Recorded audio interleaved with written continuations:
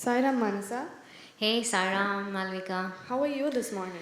I'm doing very well. How are you? And are you all set for the beach? Beach? Wait, Yeah. what? What beach? Yeah, I mean, we had plans, right? To No. go, and I've packed all my sandals, and I want to make castles. Downtown, I want to show the downtown in the sand. Don't you know we're here to MC for the Labor Day retreat? Oh, we are, right? Forgot. Okay. Sorry about that, she's still in a vacation mode. Good morning, Sairam everyone. Our humble pranams at the divine lotus feet of Swami. This is Manasa Majeti from Indianapolis. And this is Malvika Gopal from Des Moines, Iowa. And we are your MCs for the next 2 days. I think you are all very lucky to hear us speak for the next 2 days. Just kidding. Unity is divinity. Purity is enlightenment. Swami says that purity is enlightenment, and let's all experience the path to purity through these inspirational speakers through the course of the next 2 days. So before we go ahead, we have a couple of housekeeping announcements to make. Firstly, please keep your phones on silent, and if you have parked your cars outside, they do not belong in the grass, they belong in the parking lot. And Libo is only for overflow parking, and everything else should be parked in the main lot. And if you have any other problems in parking or anything, please see respective volunteers. And please bring your own water bottles, and refill is available outside and as well as in the dining area. And no foods or drinks allowed inside the prayer hall. Restrooms are located on the left side of the prayer hall, and there is a health screening and health education camp at the health center behind cabin 9, right across the entrance to dining hall. And all the services are free, and couple of the services are like blood pressure check, complete lipid panel, hemoglobin A1C, health education, dental and nutrition counseling. Well, I just read what was given. So, and the timings are Saturday and Sunday, 6:30 to 7:30 a.m. before breakfast, 12 to 1:30 p.m. before lunch, and 6 to 7:30 p.m. before dinner. And Monday, it is 6:30 to 7:30 a.m. We keep giving you these announcements, so please try to make use of the medical camp. So, Manasa, do you have your passports? Well, of course I do have a passport. But why? Because we're going to travel the next 2-3 days. Oh, is it? Yeah. To the beach? Of course not. Oh, okay. I'm sorry to disappoint you. So, only if you have these passports, you can travel on this path to purity. The Passport to Purity event is something that has been organized by the SSC students. Each one of you must have received this passport at the dining hall this morning. Each sheet has a couple questions with blanks in them. So if you fill the entire sheet, you can go, and once you complete it, you can get a gift at the bookstore cashier counter. Sounds interesting. We should I'm go visit definitely it. going to do this. Sure. A leader is one who knows the way, goes the way, and shows the way. Brother Jeff has executed this very quality as the president of Region 5 SSIO, USA. Brother Jeff Lucas has been a devotee of Sathya Sai Baba since the early 1980s and has been involved with the Sai organization ever since that time. He has served as president and service coordinator of Chicago Metro Sai Center, and as young adult male advisor, devotional coordinator, and vice president of Region 5 North Central Region. Brother Jeff is married to Madhuri, an alumni of Sathya Sai College for Women in Anantapur. They have a 24-year-old son called Sanjay Lucas. The Lucas family has been blessed to host Chicago West Suburb Psi Center in their residence since 2003. Professionally, Jeff has been a counseling psychologist for the last 33 years, currently with a private practice in Naperville, Illinois, where he specializes in trauma and addiction treatment and marriage counseling as well. He also provides an advanced brainwave balancing service called Cereset at the same location in Naperville.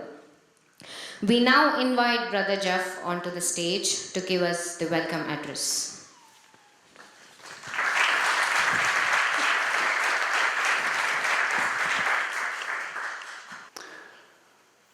My most humble and reverential salutations at the lotus feet of our beloved Lord, Sri Sathya Sai Baba. Sai Ram, everybody. Dear brothers and sisters, respected elders, esteemed guest speakers, welcome. I extend you a hearty and welcome to the 29th annual North Central Psi Retreat here, Camp Midwest Nageela. We are a large region, North Central region from Ohio to the east and the Dakotas and Nebraska to the west. Our region has 10 states with a total of 18 Psi centers and 9 Psi groups. We're part of a larger Psi organization of 10 regions across the country. So our theme this weekend is Pathways to Purity. And I'm really happy to note that we're in line with the International Psi Organization in that last year we did a theme on unity, this year on purity, and then they came out and they said that we're going to have a world conference next year on unity is divinity and purity is enlightenment. And so I like to think that we're all thinking on the same track here. I've noticed that Swami seems to be working through us. I'm glad to see that. I really think that's happening. Puts these thoughts in our minds and we're all kind of in sync. So it's a very good feeling that we're in sync with what's happening overall.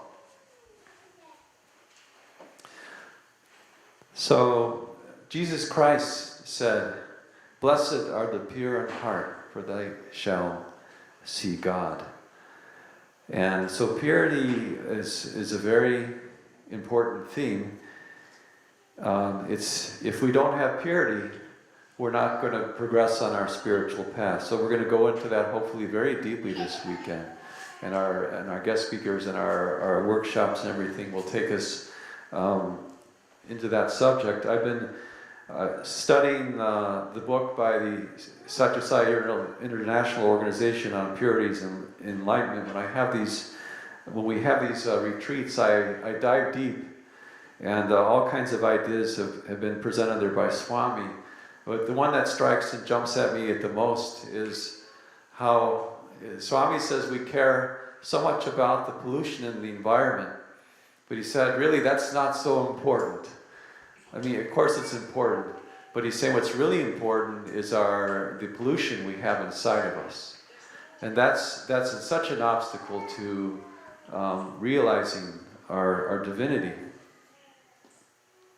So I've just been noticing on the Psi Inspires every day that I get, I'm sure many of you get this, all of a sudden everything that Swami says has to do with purifying ourselves. He's always saying, okay, go for the higher consciousness on the one hand. On the other hand, make sure you're purifying yourself and don't let these things become an obstacle on our path. So I want to say a little bit more about our region, because we do have a 10-state region. We have 1,000 adults currently as members and 500 children. And there are about 357 of us here registered for the weekend, so a good percentage of that. Thank you, Swami. And then I want to just remind you that and tell you that, as Brother Ramesh said in the email that we sent out to you, that none of us is here by accident. You know, Swami would say that not even an insect could come into his ashram without his will. And it's the same, he's handpicked us. It's really a blessing out of the billions of people on the earth that we have this opportunity to know the Lord. And Swami did emphasize throughout the years how important these retreats were. And he took great interest in them. And I learned recently over the summer we were having these webinars with the guest speakers, Brother Sunam, and so on, that actually Swami said that he considered these retreats as Prashanti Nilayam itself. Is that correct? So you did definitely, just coming in here, I already feel the purification. It's very easy to rise in consciousness.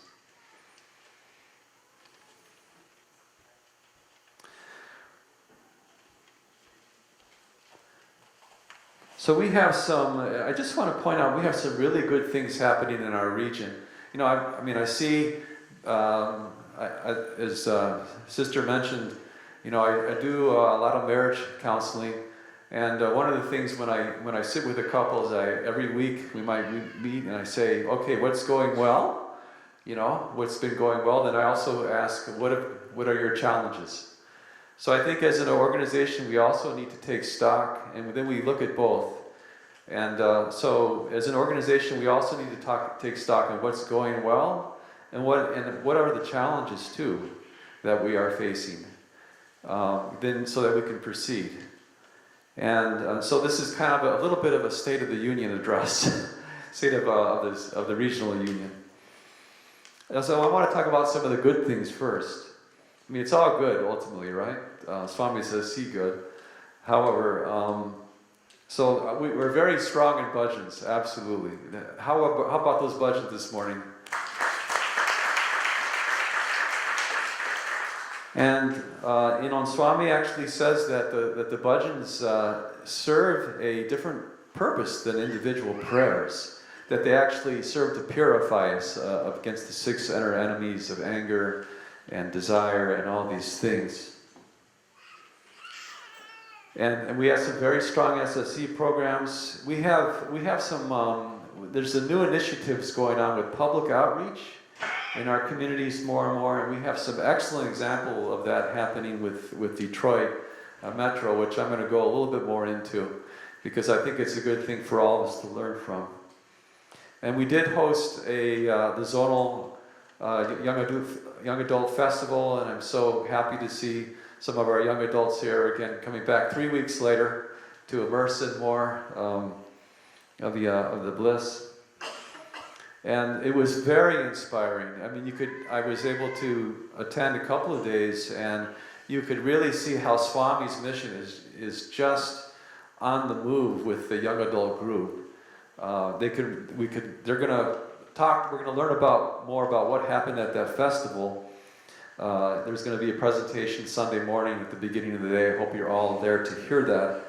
But what was really, we had some excellent guest speakers, one of who was, of course, the region came together to facilitate this. Of course, it's all Swami's doing, but just amazing what they're doing through the region, internationally and through the zone, which includes the Caribbean, United States, and Canada. And we were able to, one of the guest speakers, Dr. Suresh Govind, actually inspired our Chicago group to go back into the community to do community service, which is just really wonderful. And many of the older adults are going to, like myself, I think, are also going to participate. Go back to an old project that we had that had kind of dwindled, and now we're reinvesting our energy into that in a disadvantaged neighborhood on the south side of Chicago. I want to take a moment and before we get into maybe some of the challenges and express my gratitude to Swami, for starting the Sai organization so many years ago, and also and giving me this opportunity to serve as your regional president for the last, this is the 4th year and final year, probably the last time I'll be standing up here in this role, for sure. And I certainly couldn't have done it with all of your support, and our regional team is really wonderful, actually very supportive, and I'm really standing on the shoulders of all the officers who came before, like Dr. Hari and Dr. Kanabati, and so many people and officers. I have owed a debt of gratitude to all of you who came ahead of me.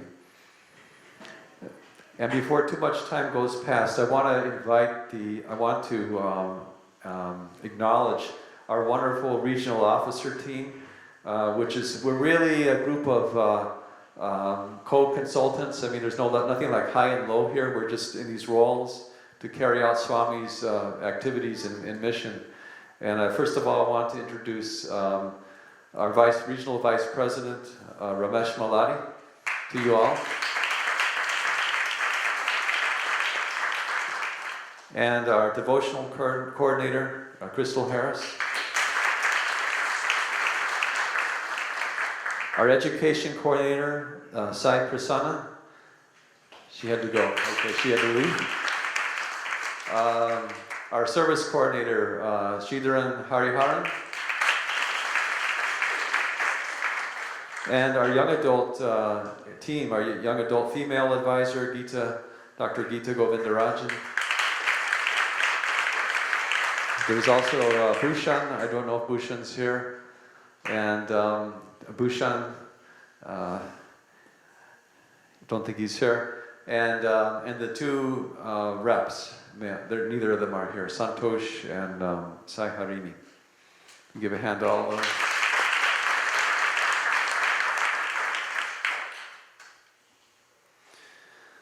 So many things were said at the Zonal Young Adult Festival, and I think some of them are worth repeating here. And just some things that I resonated with, and I'm going to speak to them again, and which is that, I was reminded of some things that I've heard over the years, but they really struck me this time, and I just want to share them again. I think many of you will relate to this. Being in the presence of the physical presence of Sathya Sai Baba, knowing about him, having him in our life, coming in our dreams, so many demonstrations, his gifts, his materializations, the interviews, and especially his teachings. We're really fortunate, aren't we, to have known the Supreme Lord like this. And particularly as you get older, you start to feel like, some urgency to make things happen, either with your life or whatever is going on with your families or the organization. It's time to act. It's time to really want to make it happen. And I think each of us can introspect about that, what that might look like. The Swami, it really dawned on me what the meaning of what Swami meant when he said, to those who much has been given, much is expected. So again, and I read again in the Sai Inspires, there's an urgency to the spiritual path. You don't want to waste time. You don't want to waste a moment moving towards closer and closer to the divinity. And this is really, as Swami used to say, it's a golden opportunity to participate in his mission. I heard him once, he had said to a devotee who was very young, an American devotee at the time, the first interview he said, this is your good luck day, golden opportunity. And I think all the things he said to other people, they're also meant for us. So let's take that into our minds and our hearts. So we come together to celebrate, actually, and resolve to do our very best to practice and help others practice the teachings of the Supreme Lord of the universe, who came amongst us, most recently in the glorious form of Sri Sathya Sai Baba. The scope of the avatar encompasses the uplift of all of humanity, and each one of us in this room should consider ourselves very fortunate, as I said earlier, to be given a role to perform in his divine mission, to restore Dharma. And so why do we have this rare bit of good fortune? It's due to the prayers of our parents and our ancestors, and to the good deeds that we did over many, many lives, past lives. Sai has said that his avatar mission cannot fail. It will succeed whether we participated in it or not. It is out of his grace and compassion that he gives us the opportunity to participate in his mission. Only we, being allowed to serve as instruments, can fail in the sense of not properly discharging our responsibilities. So thus, if we discharge our duties well, the mission is advanced, and we get some additional merit. On the other hand, if we fail to properly discharge our duty, the mission will not succeed. The mission will still succeed, but in a different scenario, with different players. And we will have lost a once in a many lifetimes opportunity. Now, the Sai Center is the face of the avatar to the society at large. And in this age, there are so many threats and challenges. The Sai Center is the portal through which humankind all around the world may proceed safely and swiftly to the realization of its innate divine nature. And that is why the location of Sai Centers is so important. It's important that it's public, accessible, and it's also important that the decor is suitable and does not make attendees feel out of place and uncomfortable. We need to remember that all are our brothers and sisters, mothers and fathers. Does not matter what they look like, what their religion or political persuasion happens to be. Doesn't matter whether they appear to be friendly or hostile. They are our sisters and brothers. We are all God's children, and He is the inner resident of every heart. And from that illumination comes our duty to share our good fortune by taking the message of the avatar to all of society. So, what is the Sai organization doing in terms of sharing our good fortune and with the rest of society? So there's been two very important, I think, initiatives in this regard.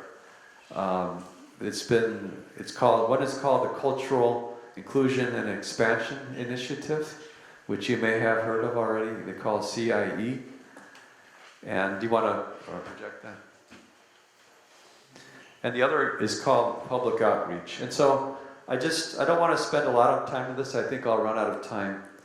But I do want to talk a little bit about that because I've announced it to the region. I'm not sure how far it's gone into our centers. However, other regions are taking it up, and I thought I would tell you a little bit about it and just kind of remind you.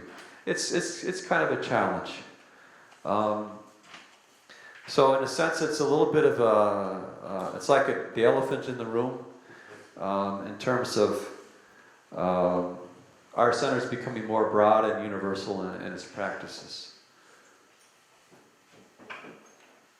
So it's interesting because Swami actually defines culture as a process of refinement. It's the cultivation of discrimination between good and evil. Sounds a lot like purification, right? Next one. So how did this start? It started because the presidents of the National Council of all the different 10 regions noticed that there was a dwindling participation of Americans whose origin is outside of India. And so there was a national committee formed to explore this. So what is cultural inclusion and expansion? It is it's an initiative started by the national organization and sent out to the regions to raise awareness about Sathya Sai's message of universal love by including practices that reflect local customs and traditions and a place where local residents feel welcome, comfortable, and can relate to the activities of at our local Sai Center. And there are some misconceptions about this. Some people take it as an objective to recruit. It's not an objective to recruit new members or to dictate to people how they should worship, or to make people feel guilty, or to divide people based on in different ways. Usually these objections are raised by people because they haven't read the material about it. The facts are that there's a demographic shift in center membership and participation. There are far fewer non-Indian origin newcomers that have joined centers. Many SSE graduates stop going to centers, and children and family members of non-Indian origin members rarely become members. And many non-Indian origin devotees have stopped coming regularly to centers. This is a national observation. So a lot of people were interviewed, and there were some of the obstacles that have been noted, just for your information. Americans of non-Indian origin experience several hurdles that have to be cleared in order to relate to the center. It's often a foreign decor, dress, altar, and so on to them. There's sometimes a discrepancy between what is conveyed in public meetings and websites with what is experienced or practiced in centers. And young adults who grow up in Sai spiritual education often no longer participate. Some perceive the center does not offer relevance in their lives. So it's just some questions to consider. Is this important in regards to... It's important to gender, race, and age. Should it also be important for culture? Is Sathya Sai Baba confined by or owned by any one culture or religion? Can each member bring their own personal relationship to Sai's divinity? Is one group or culture more important than the other? Should all cultures be honored in thought, word, and deed at our centers? Should service to our community include being culturally accommodating in thought, word, and deed at our center? So how should our Sai centers operate? I'll just let that soak in. In what ways how should they operate? Next one. So the goals of this initiative were to discuss and understand the issues and solutions, focus on Sai's teachings as a guide, personal spiritual awareness and transformation, just as with service, and the use of study circles to stimulate discussion and sharing of perspectives. And then there were some other ideas of interactions through webinars and so on, conferences to explore it. Go ahead. And the outcome is that from all this, which has been going on for about the last year now, I should mention, is that as far as cultural inclusion and expansion, it's up to each center and individual. No changes will be mandated. Each center has the freedom to continue to practice as they wish. This is by source, not by force. And the goal is to be as true to Sai's teachings as much as possible. And the goal is to increase our understanding and awareness, which hopefully will lead to greater spiritual awakening for all. So what might it look like? Here's some examples from our retreat, from our region. More inclusion of local languages in the devotional programs. Prayers in English, there's an English food prayer in addition, Brahmarpanam. We brought this up at the regional officers meeting last February, kind of an on-ramp for new devotees coming from local communities, using devotee homes that have more suitable experience, with meetings that are similar in content and character that the local people can refer to. And then there's this last one, which is the Detroit Metro Initiative. They started a Good Life series in 2016 as a public outreach when Leonardo Guter came to visit. They decided at the beginning of this year to reinitiate this series. I understand they have a monthly study circle for newcomers at a public library. And in order to attend this meeting, one must bring someone from the local community.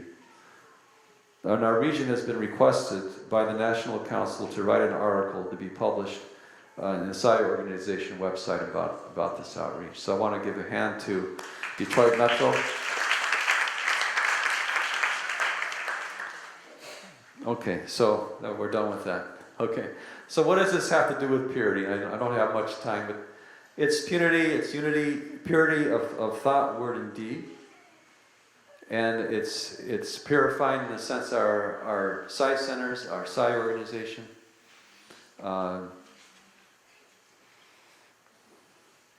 Again, source, not force. Totally, if you decide you want to pursue it, that's up to you. I think I'm running out of time here, but I just want to end with saying that as far as purity, Swami says that love is the way. The one who is filled with love has peace of mind, is pure at heart, and is unruffled by any adverse circumstances, failures, or losses. We need to take time individually to do our own self-audit regularly on how we're doing. Always be careful, right? The ABC. Sai Ram.